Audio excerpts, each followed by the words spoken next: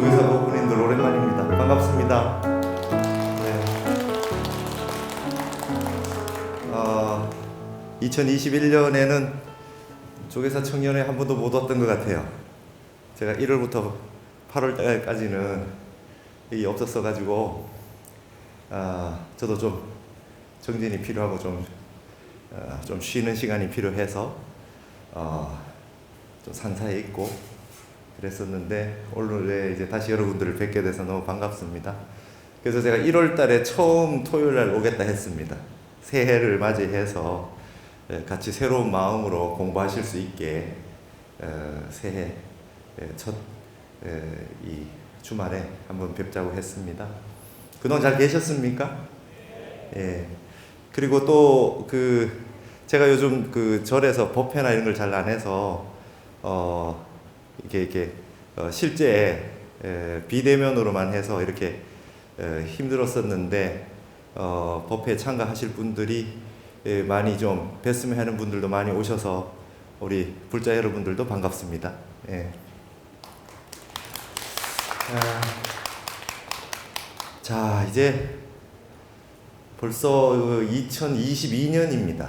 그렇죠? 2022년이에요. 우리가 새해가 되면 늘 이제 우리 불자들이 가지는 마음가짐이라고 하는 건 똑같을 겁니다. 항상 일신, 우일신 해가지고 항상 새로운 마음을 갖고 일일시 호일이라 날마다 좋은 날이다. 이 마음으로 살아라. 이건 우린 당연한 얘기입니다. 당연한 얘기고 올 한 해도 속지 말자. 내 마음에 속지 말자. 일어났다 사라지는 그 마음을 벗을 삼지 마라. 그건 내 본래 마음이 아니다. 그러니까 우리가 가끔 가다가 꿈꾸다가 내가 꿈을 꾼다는 걸 아는 때가 있어요. 그렇게 되면 꿈에 쫓겨다니고 이렇게 악몽을 꾸다가도 벗어나게 되죠. 그걸 원각격에서는 지환증리다 이래요. 환인 줄 알면 떠나게 된다. 내가 지금 겪은 게 환인 줄 알면 바로 떠날 수 있어요. 근데 그 환인 줄 모르면은 그 속에서 그냥 뛰어다니고 공포의 이 전도몽상 속에서 이렇게 지낼 수밖에 없게 되지 않습니까? 빨리 환인 줄 알아야 된다. 그러니까 금강경의 일체유의법은 여몽화음포용이다. 일체유의법은 꿈 같고 환 같고 그림자 같고 물거품 같고 그걸 이제 정확하게 아시면 된다는 겁니다. 이 말씀을 왜 드리느냐? 2022년 환 같은 일들이 많이 벌어지지 않겠냐? 이렇게 추측을 한번 해보는 거죠. 왜냐? 동양은 한국, 중국, 일본이라는 이 3국은 비교적 계절이 뚜렷하기 때문에 변화가 굉장히 많습니다. 변화가 많아요. 변화가 많다는 것은 적응해야 될 새로운 일들에 대한 마음가짐을 다각적으로 굉장히 많이 준비하고 있어야 된다는 뜻과 같습니다. 우리가 그러니까 한국에서 이제 간화선이라고 하는 것이 발전할 수밖에 없는 이유가 있지요. 이게 이 행주자와 어묵동정에 늘 일체시 일체처에 화두를 들으라 라고 할 수밖에 없는 이유가 있습니다. 그것은 우리가 남방에서처럼 계절이 똑같은 계절이 사시사철 없이 그냥 일관되고 쭉 가는 그런 나라라든지 그냥 우기가 와서 계속 비가 내려서 나무 밑에 쭉 수련을 할 수 있는 형태가 된다든지 덥다든지 많이 움직이지 못하다든지 이렇게 됐을 때 부처님 법대로 수행할 수 있는 그런 수행법이 또 있을 수가 있고 우리 북방에는요 저도 지난번에 이제 눈을 막 쓸고 했는데 눈이 막 내려요. 그죠? 눈이 막 내리는데 빨리 눈을 쌓이기 전에 쓸고 공양각까지 법당까지는 빨리 길을 내야 되지 않습니까? 근데 가만히 앉아서 어떻게 앉아 있을 수가 있어요? 그러니까 빨리 나와서 청소를 하면서 눈을 치우면서 그럼에도 불구하고 화두를 드는 거죠. 일념을 지속하기 위해서. 그렇게 해가지고 이제 가을이 돼도 매나 똑같습니다. 가을이 돼도 날씨 좋지만 겨울 되면 이제 정진해야 되니까 나무 해놔야 되고 봄도 좋은 시절이 된다 싶으면 또 우리는 농사도 지어야 되고 여름 되면 덥고 태풍 오고 이렇게 하면 또 공부하기 힘들고 이렇게 요즘같이 에어컨이다 겨울에 보일러다 하는 것이 있을 때 좀 사시사철 쭉 이어서 할 수 있는 그런 수행 풍토가 되지만 그렇지 않을 때는 어렵다는 것이죠. 그래서 이제는 전 세계가 이러한 과학 기술과 문명이 발달함에 따라서 전 세계 모든 수행법들을 어느 곳에나 할 수 있는 그런 그 환경이 조성이 된 것이고, 그렇지 않을 때는 절대적으로 우리가 사시사철이라고 하는 그 변화에 그 땅이 위치해 있는 지형과 그 시절 인연에 따라 가지고 변화되는 그 나라만의 독특한 수행법들이 발전할 수밖에 없겠다, 이렇게 보시면 정확하리라 봅니다. 그래서 우리는 특히 여러분들 한번 보세요. 호남 같은 경우에 음식이 제가 어제 송강사에 촬영을 갔다 왔습니다. 이제 신년부터 BTN에서 선문염송 요칙이란 강의를 해서 선문염송이 시작이 진각해신국사가 송광사에서 책을 낸 것이기 때문에 1편, 2편을 송광사에서 촬영을 했는데, 갔다 오는 길에 우리 PD분들하고 저녁을 먹는데 한식을 먹으려고 이제 갔더니 한식이 없다는 거예요. 한식이 없어서 그냥 그 단품으로 뭐 이렇게 시켜야 된다고요. 근데 시켰는데 나오는 반찬들이 한식 반찬이 다 나오는데 한식이 없다는 거예요. 그러니까 도대체 호남에서 말하는 한식은 도대체 어떤 거냐 이거죠. 반찬이 가득 나왔는데 한식 반찬이 없어서 한식은 오늘 못 판다는 거예요. 깜짝 놀랐습니다. 그래서 제가 이 정도면은 밥만 있으면 되는데 무슨 한식인데, 이럴 정도로 그만큼 환경이 다르다는 거죠. 예를 들면 호남에서는 그게 이제 그 송강사 옆이니까 이제 벌교도 있지 않습니까? 그런 데에 조수간만이 막 있습니다. 조금 있으면 물이 들어와요. 근데 거기에서 빨리 어떻게 해야 될 일들을 해야 되니까 호남 분들 머리가 좋을 수밖에 없어요. 임경변이 빠를 수밖에 없죠. 사태에 대해서 빨리 파악하고 빨리 움직여야 됩니다. 근데 저도 경상도지만 경상도 산골은 그런 게 없죠. 그냥 뭐 해지면 끝이에요. 그러니까 무던하게 그냥 고집스럽게 갈 수밖에 없습니다. 거기에 맞는 수행법과 거기에 맞는 지혜들이 다 다르게 생겨날 수밖에 없다 이 말입니다. 그래서 호남의 예술이 발달을 하고 다각면에 굉장히 밝은 분들이 나올 수밖에 없고, 경상도에는 아주 우직하게 아주 기본을 충실히 해서 그냥 쭉 간다, 뭐 이런 형태가 될 수밖에 없겠죠. 이런 얘기를 왜 하냐 하면, 올 한 해는 제가 어디에서도 얘기한 적이 있지만 이민년입니다. 이민년. 여러분 이제 우리가 동양은 여러분 그거 서양에 저도 이제 우리 타너스님 연구하면서 역학에 관심을 좀 더 가지고 공부를 했는데, 서양에 보니까 이제 별자리 이런 거 있더라고요. 그죠? 이제 뭐 양력 6월이다 이러면은 뭐 쌍둥이 자리다 이렇게 해서, 그럼 쌍둥이 자리 그 달에 태어난 사람 다 똑같습니까? 운명이? 이제 이게 그 시간에 민감하게 살고 있는 우리 같은 경우는 동북아시아, 우리 동아시아의 경우에는 이것에 대해서 아주 면밀하게 나누어 놓습니다. 그죠? 오늘 지금 이 시간에 지금 바로 이 순간도 글자가 8글자, 그죠? 8글자에 연월일시라고 하는 8글자를 새롭게 이 글자가 바뀐단 말이죠. 2시간마다 2글자씩 바뀌어요. 그걸 가지고 이제 분석을 하고 막 이렇게 하는 것이, 시간에 민감하지 않으면 농사 짓거나 뭐 어떻게 이게 방법이 안 나오는 겁니다. 그래서 변화에 민감했다. 그래서 변화나 시간에 대해서 굉장히 지혜가 있었다 이렇게 볼 수가 있겠고요. 그런 면에서 이민년은 임수입니다. 임수. 우리가 뭐 검은 호랑이라는 말은 임수기 때문에 했습니다. 수는 물숫자, 오행은 색깔로 보면 검은 걸로 봅니다. 그러니까 이제 동쪽에 나무는 파란색으로 보고요, 남쪽에 불은 빨간색으로 보고, 서쪽에 금기운은 흰색으로 보고, 가운데 있는 토는 그 노란색으로 보는 거죠. 그럼 내년에 내년 같은 경우는 개묘년이 되잖아요, 그죠? 개묘년이 되겠다. 그럼 개는 개수니까 물이고, 묘는 토끼니까 내년에는 검은 토끼다 이렇게 얘기를 하겠죠. 그렇게 이제 그 오행에 맞춰서 설명을 하는 것이죠. 오행에 맞춰서 설명. 그건 이제 우리 전통적인 아주 오래된, 그러니까 이게 뭐 불교냐 아니냐 이렇게 얘기할 필요가 없어요. 우리가 살고 있었던 아주 굉장히 오래된 시절 인연의 그 결과물로 지금까지 흘러왔는 것이고, 그것이 굉장히 현실에 부합했었다, 그렇게 보시면 되는 겁니다. 여러분 아시다시피 광복절 정도 딱 되면 바닷물이 차가워서 해수욕 못 하시죠?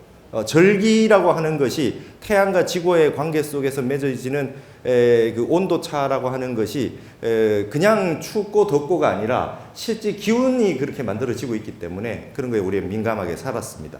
이민년은 첫 번째 임수입니다. 물입니다. 여러분 모든 세상에 동양은 이렇게 봅니다. 태일생수다.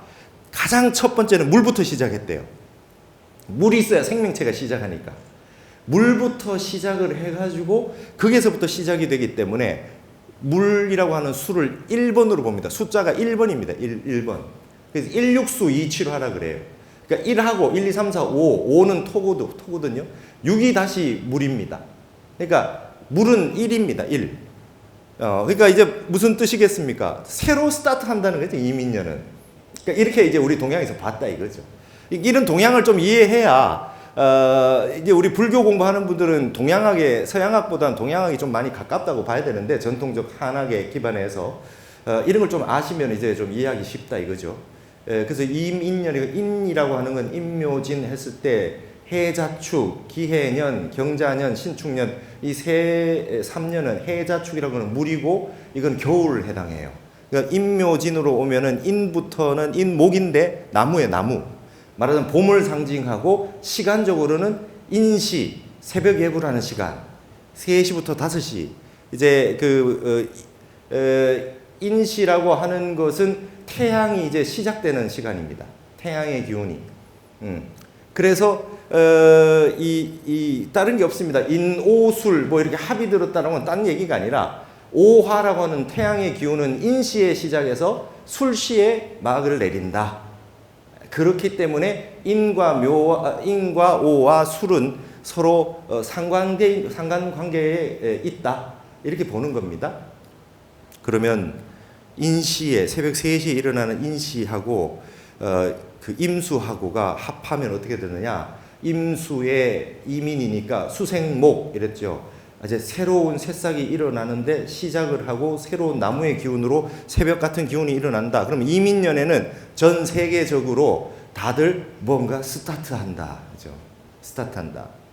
지금까지 있었던 거와 다르게 새롭게 한번 시작하는 그런 기운이 일어난다. 다른 말로 지금까지 세팅되어 있던 것들을 다 내다 버리고 컴퓨터 바탕화면 싹 지우고 새로 윈도우 새로 깐다. 리부팅 시킨다. 리셋한다. 이런 형태가 일어날 겁니다. 그러면 자 지금 우리 조계사 청년회 일부러 제가 왔어요. 앞으로 청년들이 일어나야 된다. 그렇죠? 이제부터 새로운 청년의 기운이 한번 시작되는 그 시절 인연이 이민년이다. 이민년이다 이렇게 보셔야 된다. 이제. 그럼 앞으로 여러분들이 어떤 형태로 해야 되냐? 그동안 몇 년 동안 지금 당장의 해설은 될 것이 아니라 지금 당장이 아니라 준비를 해왔던 분들, 겨울에 준비를 해왔던 분들이 봄에 자기 것을 가지고 이제 나온다 이거죠. 많은 도전을 할 수 있는 시기가 왔다 이렇게 볼 수 있겠습니다. 그래서 바빠요. 세상의 봄은 굉장히 다이나믹할 겁니다. 전 세계가 다이나믹하고 변화들이 많을 것이다. 그걸 아시고 이런 얘기를 하면 스님 무슨 이 불교의 스님이 무슨 무속인입니까 이래요. 그죠? 그러려고 하는 게 아니죠. 이걸 알면 어떻게 합니까? 일어났다 사라지는 일들이 다이나믹하게 굉장히 많이 일어날 거니까 여기에 속지 말자 이거죠. 속지 말자. 마음이 여기에 끄달리면 안 된다. 뉴스에 엄청난 뉴스들이 많이 나올 가능성이 많다. 그리고 변화가 굉장히 많을 거다. 대통령도 바뀌고 그렇죠. 지금 우리 종정스님 바뀌셨잖아요. 이제 3월달 되시면 새로운 종정스님이 취임을 하시고 그러니까 희한하게 이런 게 동양에서 만들어 놓은 역학의 세계가 참 그런 게 많이 맞아 들어가는 부분들이 있더라. 그래서 이런 부분들을 조금 아시면 여러분이 좋지 않겠느냐. 그러면 이제 우리는 어떻게 해야 되느냐. 우리는 어떻게 해야 되느냐. 제가 만약에 누구에게 한 10몇 년 전에 글을 쓴 게 있는데 저보고 이랬어요. 스님에게 보물 이론은 뭡니까? 이 제목으로 글을 써달라 그래요. 가차없이 여하시 보물 제1론이 있고 무엇이 보물 제1론입니까? 화두다 그랬어요. 화두. 저의 보물 제1론은 화두다. 뭘 가지고 합니까? 여기 한 물건이 있는데, 우리 성가기감 첫 구절에 유일무로차니 여기 한 물건이 있는데 종본 이래로 소소영령하여 근본을 조차 아주 옛날부터 말이죠. 밝고 빛나고 영력하고 영력한데, 그죠? 부중생 부질명하고 일찍이 생긴 바도 없고 멸한 바도 없고 명부득 상부득이라 이름 지을 수도 없고 모양 지을 수도 없는 한 물건이 있는데, 이 한 물건이 듣기도 하고 보기도 하고 성도 내고 이 한 물건 가지고 깨닫기도 하고 부처님도 된단 말이죠. 이 한 물건이 뭐냐? 이거 마음이라 해도 하고 열애장이라고 하고 불성이라고 하고 자성이라고 하고 청정법신이라 그러고 온갖 이름들이 다 붙여도 그건 이름이다 이거죠. 이름으로 할 수 없는 것, 언어 문자를 떠난 세계다. 그 한 물건이 보고 듣는데 우리가 여기서 살다가 가도 그 한 물건이 가는 거고, 그게 있다고도 할 수도 없고 없다고도 할 수도 없고 이름 지을 수도 없어요. 근데 뭔가 하나가 있어요. 뭔가 하나 있어요. 그 어렵습니다. 찾기가 어려워요. 근데 그 한 물건이라고 하는 것을 인식할 수 있는 건 뭐냐? 무심으로 일념이 지속될 때, 한 생각도 일어나지 않는 도의 세계와 합치됐을 때, 그때서야 비로소 그 한 물건이라고 하는 걸 알 수 있다. 나라는 말을 수없이 많이 해봐도 내가 누군지 모르고 나라 그러고 있잖아요. 그러니까 우리나라 언어가 영어보다 뛰어나다. 100%. 왜? 영어는 무조건 주어를 써야 되잖아요. 주어가 본래 없는데 무한데 무슨 주어를 써요. 안 그래요? 맨날 I를 붙여야 되는데 한국 사람들 영어 배울 때 제일 문제가 주어 빠졌다는 거예요. 그죠? 주어 빠졌고 뭐 안 되면 가주어라도 써야 돼요. 그죠? 가주어, 진주어 이렇게 써야 돼. 왜 주어를 자꾸 찾냐 이거죠. 주어가 없어요. 내가 없는데 무슨 주어를 찾아. 내가 나를 모르는데 내가 누굽니까? 이 숭산 스님이 외국인에게 주는 화두가 Who am I예요. Who am I? 내가 누구냐 이거예요. 나는 누구인가? 그게 내가 아니다 이거죠. 그래서 제일 가장 좋아하는 이 말하자면 보물이 뭐냐? 저는 화두라 그래요. 화두. 그러니까 밖에서 뭐 논문도 쓰고 발표도 하고 강의도 하고 뭐 법회도 하고 온갖 거 다 해도 매일 참선하는 만 못하다. 하루 매일 참선하는 만 못하다. 왜? 이 한 물건 자리를 가서 매일매일 그 자리와 한번 만나는 겁니다. 그래서 이민년은 변화가 많을 거다라는 말씀 드렸고, 그러면 어떻게 할 거냐? 여러분들이 일념으로 지속할 수 있는 것들 하나씩 꼭 챙기시자. 남아미탑을 연불도 좋고 온만이반매음 같은 주력도 좋고 사경도 좋고 그 다음에 경전을 독송하는 것도 좋고 경전을 외우는 것도 좋고 사구계를 외우는 것도 좋고 절하시는 것도 좋고, 그죠? 그럼 이제 화두 들고 참선하시는 것도 좋고, 이 화두 참선이 제일 참선하는 게 윗바사는 하셔도 좋고 뭘 해도 좋다 이거죠. 그러나 이 한 물건에 생각 끊어진 무심 자리로 들어가는 공부는 우리 꼭 하나는 하고 있자. 여러분 시끄러워서 못 삽니다. 앞으로 점점 시끄러워질 겁니다. 세상은 말법시대 아닙니까? 말법시대라 그래요. 많이 들으셨잖아요. 그죠? 말법시대니까 말법시대에 세상이 시끄러워 봤댔자 내 마음이 평온하면 그거는 다 바깥 세상 이야기고, 그게 개합이 되면 환인 줄 알면 떠나게 되는데 환인 줄 모르게 되면 그 환과 더불어서 온갖 요술을 부리는 세상에 이 일들에 놀아나게 된다. 꼭두각시 노름을 하고 살게 된다는 것이죠. 그래서 올 한 해는 뭐든지 이제 정진을 뭐든지 하나 더 새해니까 빨리 잡아가지고 또 하시자. 그래서 여기도 연공하시는 분들이 많이 계십니다. 하루도 빠지지 않고 하는 공부가 이 세상에서 가장 귀하다. 연공책이다. 제가 늘 했던 말 아닙니까? 제가 어제와 그제에 이제 신년에 선문용송이라고 하는 것이 우리나라 고려시대 때 나온 책입니다. 선문용송은 뭐냐면 서가모니 부처님부터 역대 조사 스님들의 화두집이에요. 화두를 1700공안이라고 하는데 1700공안이라고 얘기하게 된 거는 중국의 경덕 전등록이라고 하는 곳에 화두가 1705개가 돼 있어서 1700 화두라고 하는데요. 우리나라에서 보조국사 다음으로 진각해심국사가 이 보조국사가 대해종고 스님의 어록을 보고 깨달음을 이루시고 난 다음에 말하자면 그때 당시에 바로 그냥 유행을 하고 있는 중국의 대스님의 그 어록을 바로 가져오셔가지고 여기서 크게 한번 마음이 개합이 되셔가지고 우리나라도 이제 화두 참선을 해야 되겠다라고 해서 바로 제자 스님인 진각해심국사가 바로 전등록을 보긴 했지만 그 체계를 달리해서 한국의 선오록을 똑같이 전등록 30권에 맞춰서 선문염송을 만들어내셨어요. 편찬하셨어요. 그게 이제 송광사에서 편찬하신 겁니다. 그래서 선문염송 강의를 원래 할 건데 BTN에서 할 건데 처음 강의를 1회, 2회를 송광사에서 촬영을 하게 된 겁니다. 근데 희한하게도 지금 송광사 방장이신 현봉 큰 스님께서 그 진각해심국사가 이 선문염송을 편찬해서 널리 유포하라, 광원 유포하라, 넓을 광자 멀은 자, 광원 유포하라고 해서 그 송광사 암자 가운데 광원암이 있었는데 그게 진각해심국사의 그 사리탑도 모셔져 있거든요. 근데 그 광원암이 폐사가 돼 있었어요. 근데 1992년부터 방장 스님께서 이 복원불사를 하셔가지고 지금 불사가 다 끝났어요. 그리고 여러분 그 법정 스님의 불이람 유명하잖아요. 그러니까 쭉 올라가다가 조금 갈라지는 곳에 왼쪽으로 가면 불이람이고 오른쪽으로 가면 광원암인데 이 방장 스님께서 서문염송을 정말 연구를 많이 하시고 번역도 많이 하시고 그 다음에 매년 이 진각해심국사의 기일에 추모제 달해제를 하시고 계셨던 거예요.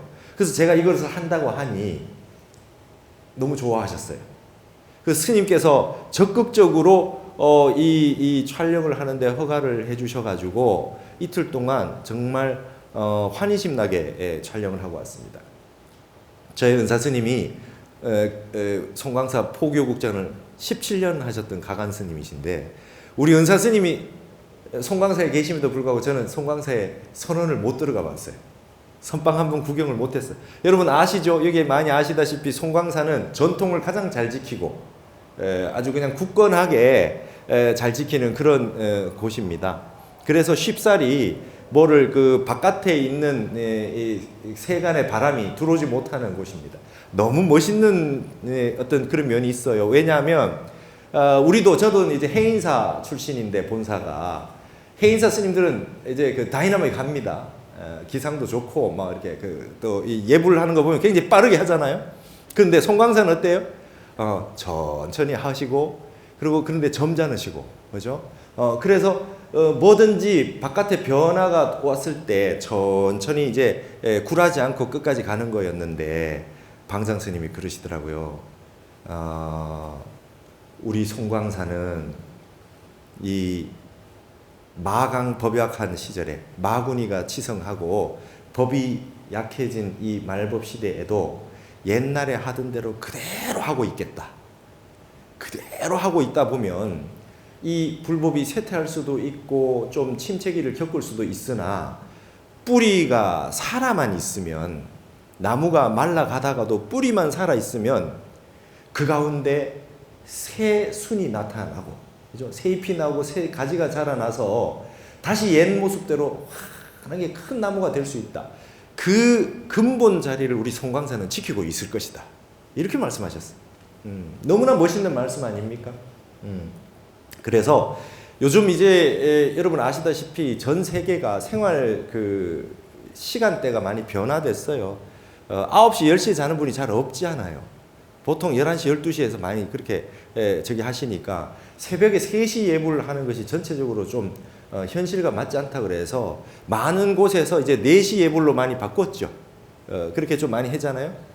근데 이제 4시 예불 얘기가 나오니까 송광사 스님들께서도 4시 예불을 해야 되나? 이러는데 웬걸 송광사 아니신 스님들이 송광사도 4시에 일어나려고 송광사는 3시에 일어나야지 이러셨다는 거예요. 아니 송광사 바뀌면 안 되지. 송광사는 지켜야지. 그래서 그 얘기가 딱 나오자마자 송광사 모든 스님 맞아 고민할 게 없어. 그래서 이제 무조건 3시 옛날 그대로 그리고 그냥 1년 그냥 365일을 그냥 바로 공양하시잖아요. 법복 입고 바로 공양하십니다. 이 전통 지켜야 된다. 예를 들어서 뭐 한참 지나고 난 다음에 근본이 뭔데 한번 좀 찾아보자. 이러면은 송강사에 가면 다 있다. 이렇게 되는 곳은 한 곳은 있어야 된다는 거죠. 그렇게 말하자면 고지식하게 어떻게 보면 보수적이고 어떻게 보면 그럴 수도 있지만 어떻게 이제 젊은 분들이 보면 답답해 보일 수도 있는데 이게 이 큰 뜻이 있으셨던 거예요. 근데 그랬던 송강사인데 방장 스님이 스님 드론 좀 띄워서 촬영 좀 하면 안 됩니까? 찍어라. 저기 저 바깥에서부터 가까이 와서 송강사는 다 가르쳐 주시는 거예요. 여기는 이렇고 저기는 저렇고 여기서 찍고 저기서 찍고 다 찍어봐라. 한번 열어줄 때 제대로 찍어라. 그러니까 자주 할 수는 없으니까. 그리고 박물관에요. 박물관에서 이제 보조국사 진영과 진각해심국사 진영을 좀 촬영을 해야 되는데 여러분 보조국사 진각해심국사 이분들은 800년이 넘었어요.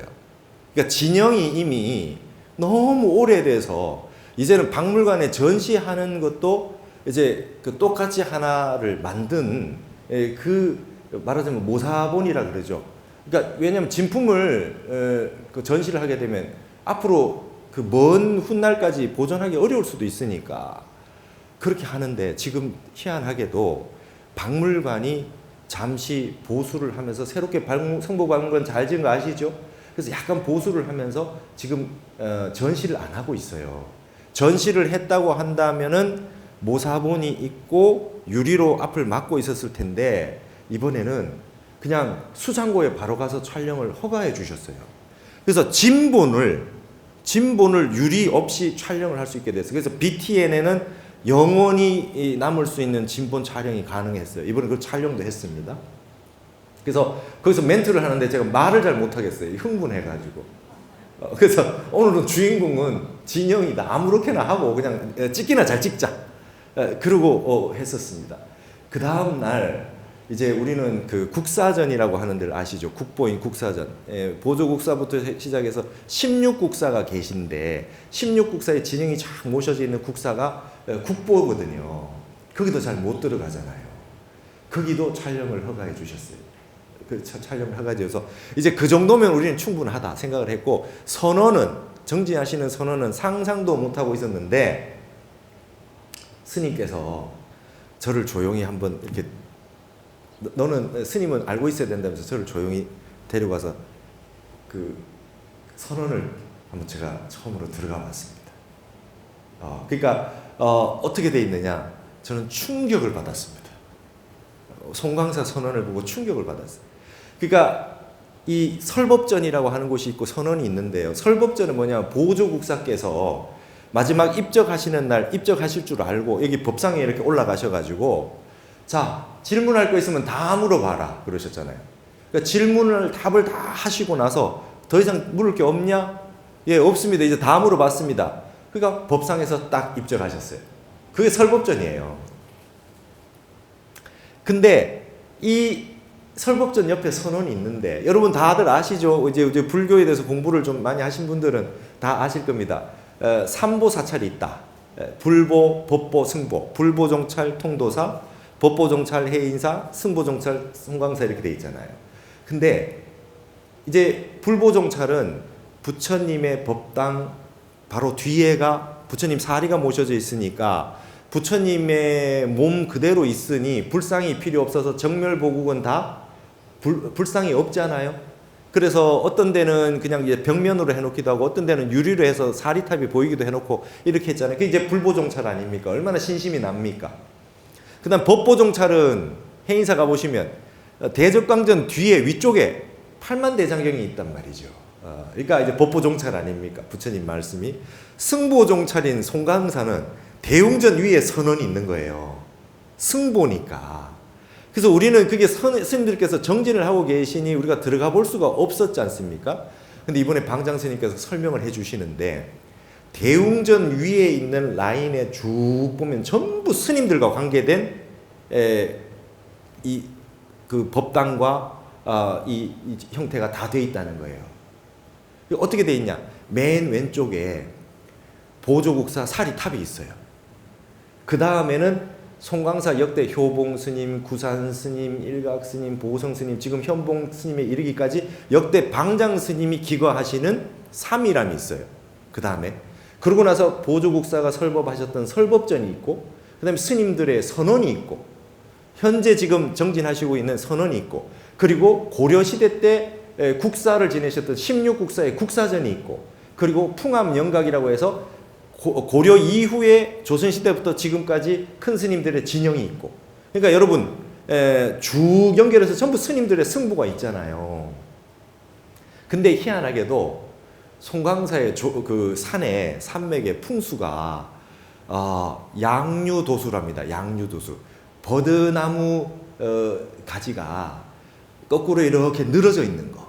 그러니까 여러분 산에서 나오는데 보통 용맥이 하나 쭉 내려서 이게 법당이 지어지는데, 송광사는요 7가닥이 이렇게 내려왔대요. 7가닥이.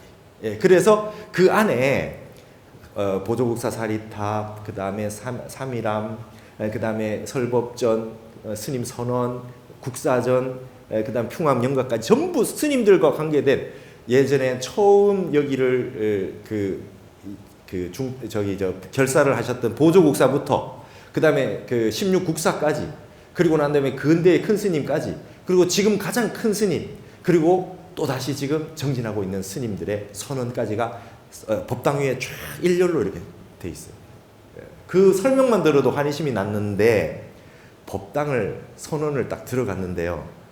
저는 거기에서 제가 이제 이번에 원래 불교신문에 그 한국학 에세이를 시즌 2를 쓰기 시작했는데요. 이걸 반드시 쓸 겁니다.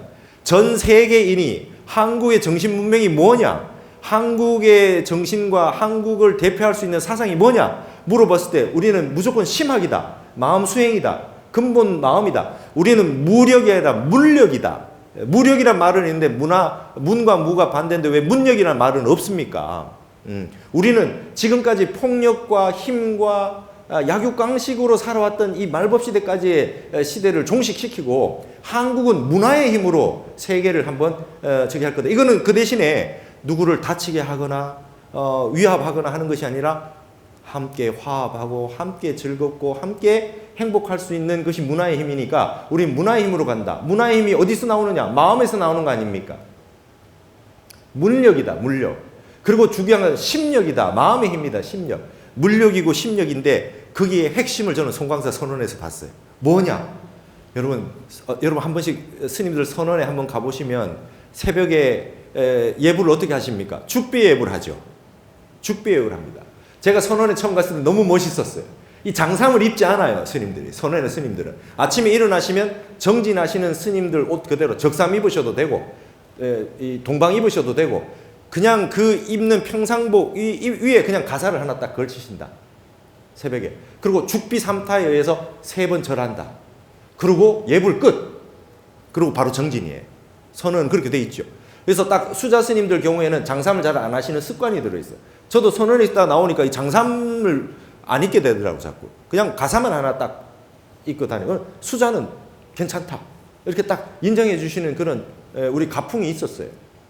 그런데 보통 보면 선원들에 가보면 선원마다 그래도 뭔가 중심의 어떤 그 감실처럼 벽장에 부처님이 자그맣게 모셔져 있거나, 아니면 이렇게 그 달마대사처럼 이렇게 진영이 있거나, 이런 식으로 뭔가 우리가 향을 올리고 이 초를 올리고 하는 그런 중심되는 그게 보통 있어요. 송광사도 있는데요. 향하고 초하고 올리는 데가 딱 있는데, 거기 앞에 여러분 뭐가 있을 것 같습니까? 송광사 승보종찰이니까. 승보종찰에 뭐가 있을 것 같습니까? 한 번도 바깥에 얘기가 나온 적 없는 얘기입니다, 이게. 스님들은, 선원에 있는 스님들은 얘기도 하지 않습니다. 저같이 이제 떠벌이 하는 사람들이 가서 보고 와서 이제 얘기하는 거지. 여러분, 동그란 거울이 하나 있습니다. 절을 누구한테 합니까? 승보입니다, 승보. 내가 부처고 내가 다른 누구를 숭상할 필요가 없다. 거울을 보고 절을 하는 겁니다. 이 거울이 언제적부터 있었는지는 알 수는 없으나, 그 거울이라고 하는, 이 송광사의 거울이라고 하는 것이 바로 상징하는 바가 너무나 크더라는 거예요. 근데 방장 스님이 말씀하시기를, 그러면 여러분 다 같이 중앙에 이제 이 두 줄로 쭉 스님들이 이렇게 앉아서 정진하시면 면벽하니까 이쪽으로 보시고 저쪽으로 보시면 다 같이 가사를 딱 수하고 전부 거울을 향해서 절할 것 같죠? 아닙니다. 거울은 딱 모셔놓고 두 줄에 있는 스님들, 이쪽에 상판 스님들, 방장 스님을 비롯해 큰 스님들이 쫙 있고 맨 뒤에 이제 하판 스님들이 계셔요. 제가 하판 때 이 해운정사에서 선원에 갔는데 제가 제일 하판인데요. 제가 이렇게 돌아보면 진짜 큰 스님이 앉아 계세요. 제일 큰 스님 바로 맞은 반대편에 가장 하판 스님이 앉아 있어요. 이 선원에 얼마나 멋있습니까? 제일 큰 스님의 의지에서 공부할 수 있게 해주는 겁니다. 반대편에. 근데 저를요, 이 상판 스님하고 하판 스님들이 맞절을 해요. 예불을 하는데 방장 스님이 최고 하판 스님한테 삼배를 올려요. 같이. 멋있지 않아요? 박수 한번 치셔야지. 어떻게 보면 지금까지 송강사에 가보셨던 분들이 저기 승보종찰이지만 저 안에는 통도사 해인사는 저 위에 있는 부처님 살이나 팔만대장에 한 번이라도 들어가 볼 수가 있는데 우리는 한 번도 못 해봤다고 하고 저기는 뭘까 굉장히 궁금해 했는데 지금 보니까 위대한 선사상, 위대한 한국 불교의 정신이 거기 남아있더라는 거예요. 여러분 거기에 가면 굉장히 스님들은 뭐라 그럴까, 갑과 을의 상태에서 스님이 더 높은 데 계시고 뭐 이런 생각으로 할 수 있었나, 그게 아니더라는 겁니다. 그게 아니더라는 거예요. 보조국사부터 시작해서 역대 국사, 그 다음에 조선시대까지 큰 스님, 지금 방장 스님, 그리고 그 모든 스님들을 숭상만 하고 있는 것이 아니라 그 어른들이 가장 이제 발심해서 갓 들어온 하판 스님에게 같이 같은 부처라고 그 불성을 인정하고 절을 하고 계시더라는 거예요. 그 안에서 그렇게 살고 계셨다. 이게 얼마나 위대한 이 정신입니까? 여러분 이게 지금 보조국사 이래로 800년이 지속되어 있는 한국 가나선의 전통인데 여기에 스님들이 이런 정신에 입각해서 사시고 계셨다. 전 세계가 민주니 인권이니 평등이니 이런 말을 썼지만 이것보다 더 위대한 게 있습니까? 한국 불교의 위대한 힘을 여기서 발견했습니다. 저는 이거야말로 전 세계에 얘기할 만한 것이다. 그러나 이걸 상을 내지 않고 세상에 아무도 모르고 있었다. 그렇게 송광사를 많이 가도 이걸 모르고 있었다. 이번에 방장 스님이 저한테 이걸 이렇게 설명을 해주셔서 저도 우리 은사 스님이 거의 17년 계셨는데도 한 번도 못 들어가서 이번에 처음 들었고 처음 봤어요. 그래서 스님께서 여기 거울에 절 한번 해라 이러시더라고요. 여러분 이게 우리 한국의 승보종찰입니다. 예? 이 승보는 그러면 스님들만 말씀하는 거겠습니까? 사부대중이에요. 사부대중입니다. 앞으로 여러분들은 저도 이제 그 얘기는 들어서 알았습니다. 부처님에게, 우리 앞에 계신 부처님에게 절하는 의미가 뭐냐? 내 속에 있는 부처님이 부처님 속에 있는 나에게 절을 하는 거라고 생각하고 절을 하셔라. 이런 얘기가 있잖아요. 근데 정말 이 누구나 본래 부처라고 하는 거, 누구에게나 불성이 있다고 하는 거, 열애장이 있다고 하는 거, 누구나 다 부처가 될 수 있다라고 하는 사상을 한마디 말도 없이 거울 하나 놔두고 서로 삼배를 올리고 정진하고 있는 이 송광사 승보종찰의 그 위대한 힘을 저는 발견을 했고, 이번에 그래서 제가 선문염송을 이 한국의 위대한 사상이 이게 담겨있는 선문염송이 그걸 강의를 합니다. 제가 봤을 때 이게 그 뭐 우리나라 것이어서 더 낫다고 얘기하지 않습니다. 실질적으로 책을 보면요, 전등록 30권보다 선문염송 30권이 훨씬 잘 돼 있습니다. 제가 이게 강의에서 역설을 하려고 합니다. 저에게 그 법보신문에서 그때 물었습니다. 스님이 가장 좋아하는 책이 뭡니까? 선문염송입니다. 그랬습니다. 선문염송이 가장 좋아하는 책이다. 보물 1호가 뭐냐? 화두다.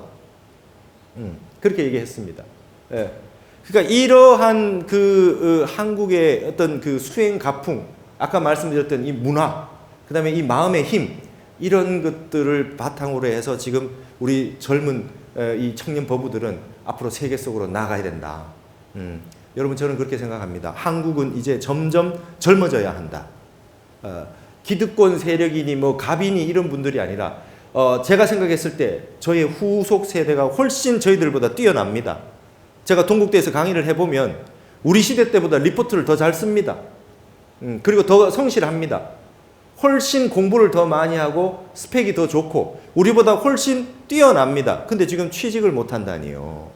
이런 인재들이 자기의 능력을 다 발휘하지 못한다니요. 이런 안타까운 일이 어디 있을 수가 있습니까? 빨리 우리 기성세대들은 청년들에게 빨리 기회를 줘야 됩니다. 대한민국은 간방이라 그랬어요. 탄원 스님이 역설했습니다. 간방은 소남이다. 젊은 청년 정신이다. 한국은 청년 정신이 일어나야 한국은 발전한다. 전 세계의 4.19라고 하는 대학생들이 정의로운 마음을 일으켜서 정부가 바뀐 거는 전 세계 최초였다. 대한민국이 최초였다. 그러니까 이 청년 정신이 살아있느냐 살아있지 않느냐에 따라서 한국이 흥하지 못하느냐가 결정된다. 탄원 스님 말씀 아닙니까? 그러니까 우리가 여러분들은 올해 이민년에 새롭게 시작한다라고 하는 상징을 가지고 있는 이민년에 우리 조계사 청년의 법우들은 힘을 가지고 아주 일어서 주시기 바랍니다. 그러니까 우리에게는 말이죠 이렇게 위대한 전통들이 있었어요. 송광사를 보니까 이 옛날 거 답습만 하고 이렇게 고집스럽게 있는 것 같지만 그렇지가 않았어요. 보조국사는 전 세계에서 가장 빨리 가나선을 수입해 와서 바로 시작했던 것이고요. 구산 스님께서는 가장 빠르게 외국인 제자를 받아서 국제선언을 하셨습니다. 로버트 버즈웰 같은 UCLA 교수가 구산 스님 상자였잖아요. 전 세계에서 가장 빠르게 외국인 제자를 키우셨다. 그러니까 뭔가 그런 전통이 있으신 거예요. 그래서 좋은 전통으로 남아있으면 아주 멋있게 세련되게 발전시켜 왔고 뭔가 문제가 생겼다고 그럴 때 빨리 혁신하셨다. 그래서 지금 방장 스님은 지금은 또 혁신이 필요하다. 그러면서 드론을 띄워라 해요. 그러시면서 하시는 말씀이 한 가지는 하지 말자. 한 가지는. 선방에 정진하시고 계시는 스님들을 정진하고 계신데 카메라 대고 찍는 거는 절대 할 수 없다. 여기서는. 그거 가짜 아니냐 이거야.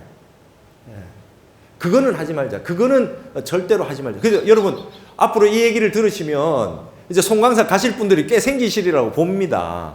그런데 지켜드려야 된다. 아시겠어요? 우리 지켜드립시다. 이 말씀을 듣고 그 사상을 몸소 우리들이 깊이 새겨서 그 정신을 이으면 되지.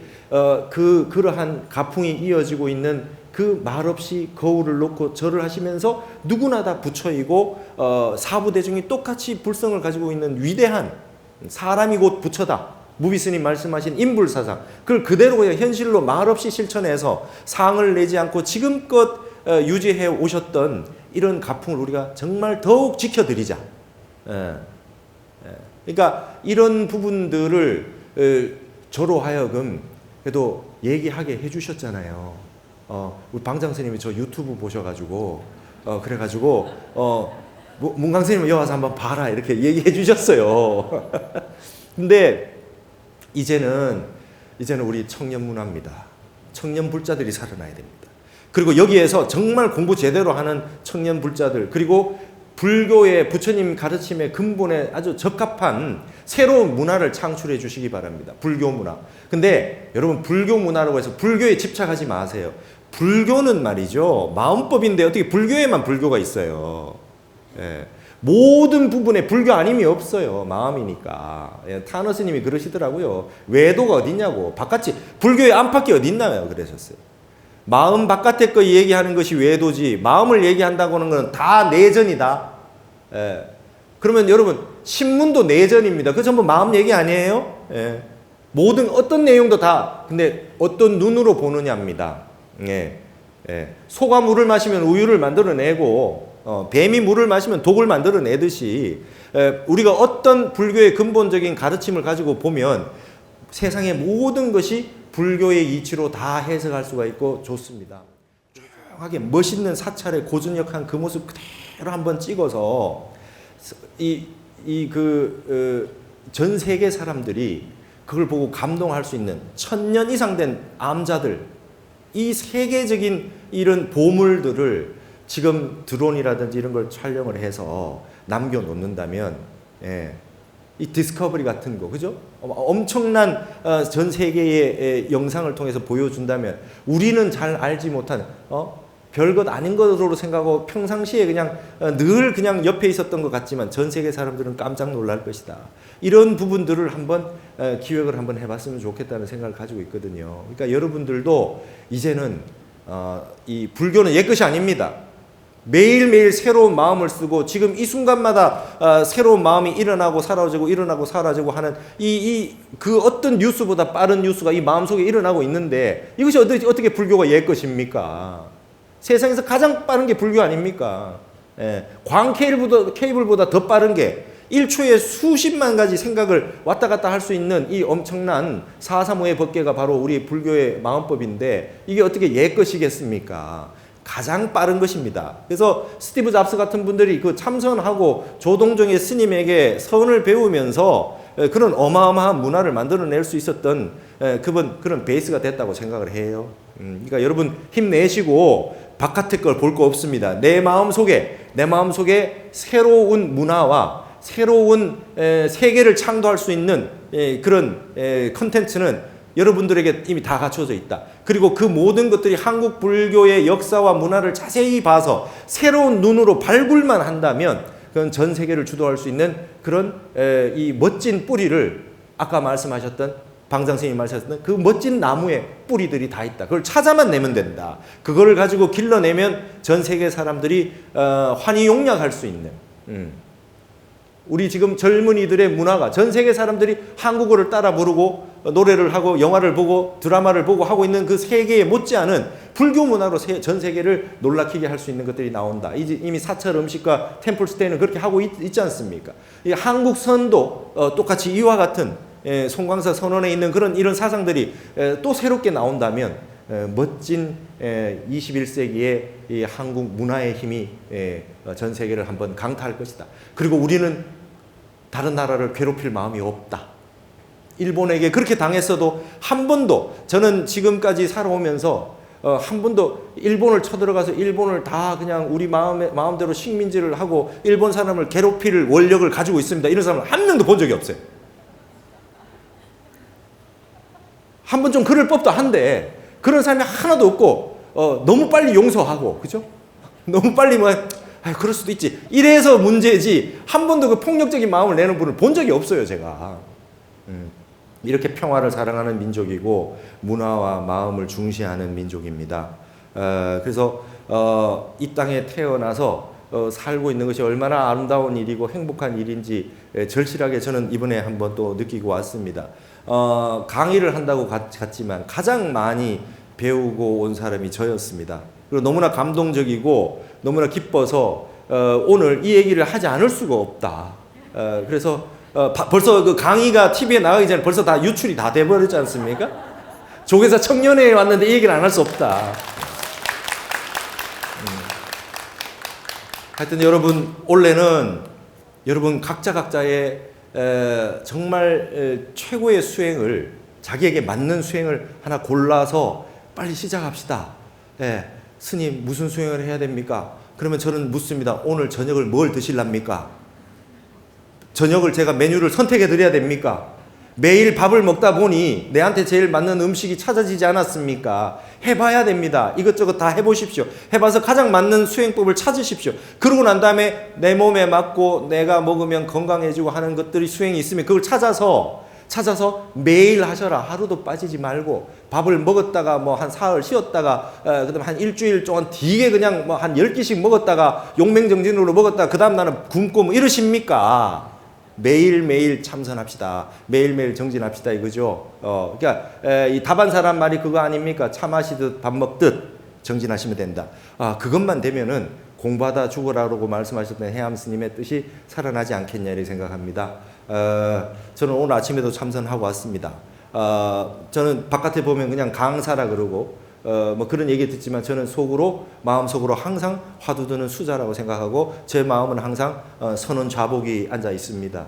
여러분들도 자기에게 필요한 이 수행법을 올해는 기필코 찾으셔가지고 새로운 여러분 인생의 시작을 숫자 1이라는 숫자 봄이라는 숫자, 새벽 3시라는 숫자에 맞는 이민년 한 해를 잘 보내셔가지고 내년이 됐을 때 자신 있게 나는 작년에 멋진 공부를 시작을 해서 이제는 흔들림 없이 살 수가 있고 바깥 세상에 끄달리지 않는 그런 멋진 나 자신을 찾아서 공부하고 있노라고 그렇게 멋진 한 해가 되었으면 좋겠습니다. 오늘 이걸로 마치겠습니다. 감사합니다.